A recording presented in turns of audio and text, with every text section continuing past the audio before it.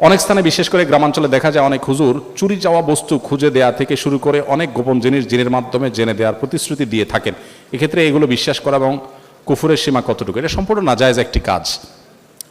ইস্তেআনা বিল জিন বা জিনদের সাহায্য নিয়ে এ ধরনের কাজ করা, এটাকে সারা বিশ্বের সব উলামা একরাম নাজায়েজ বলেছেন। অতএব এটি কোনো অবস্থাতে জায়েজ নয়।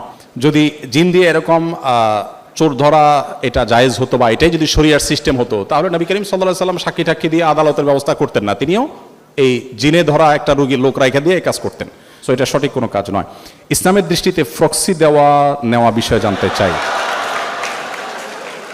Again common.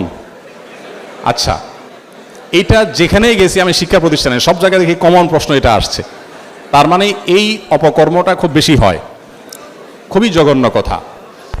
আপনি একজন স্টুডেন্ট অনুপস্থিত, আপনি আপনার দোস্তের হয়ে হাজিরা দিয়ে দিলেন, সে আসলে উপস্থিত না, তাহলে আপনি একটা মিথ্যার সাথে নিজেকে সামিল করলেন। কোন অবস্থাতে এটা জায়েজ হতে পারে না। এটা যে না জায়েজ এটা বোঝার জন্য তো পণ্ডিত হওয়ার প্রয়োজন নাই, কমন বিষয়, আমরা যে কেউ বুঝতে পারি।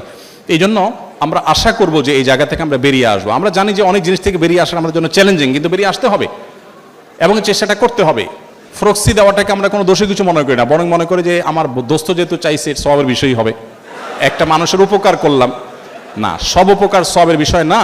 একজন মানুষ অনুপস্থিত আছে, আমি তার উপস্থিতির ব্যাপারে সাক্ষ্য দিলাম, মানে আমি মিথ্যা সাক্ষ্য দিলাম, খুব ডেঞ্জারাস একটা বিষয়, কবিরা গুনাহ, হাসির বিষয় না, সিরিয়াস। এই জন্য যাদের অভ্যাস আছে, ভাই আমি একটু অ্যাবসেন্ট থাকলাম, অ্যাবসেন্ট থাকার কারণে আমার একটু ক্ষতি হলো, সেই ক্ষতি একজন মুসলমানের কাছে অনেক উত্তম ওই ক্ষতির চাইতে যে ক্ষতি করে তার জাহান্নাম ত্বরান্বিত করে, জান্নাত থেকে সে দূরে সরে। একজন মুসলমান আদর্শিকভাবে এরকম দেউলিয়া হতে পারে না। আমাদের এই দেশটাকে দুর্নীতিমুক্ত করবার জন্য সৎ মানুষ দিয়ে দেশটা পরিচালিত হবে, শাসিত হবে, সেটা আমরা স্বপ্ন দেখি, নতুন বাংলাদেশের স্বপ্ন দেখি। কিভাবে হবে?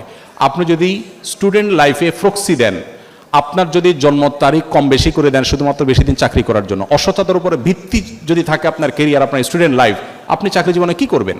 এই জন্য সততার প্রশ্নে একজন মুসলমান কখনো কম্প্রোমাইজ করবে না, যে না সততার প্রশ্নে আমি কম্প্রোমাইজ করবো না, তাতে দোস্ত না খাসো না খাসো, আমি আমার জায়গায় থাকবো। আল্লাহ আমাদেরকে সেরকম মেরুদণ্ডওয়ালা মুসলমান হওয়ার তৌফিক দান করুন।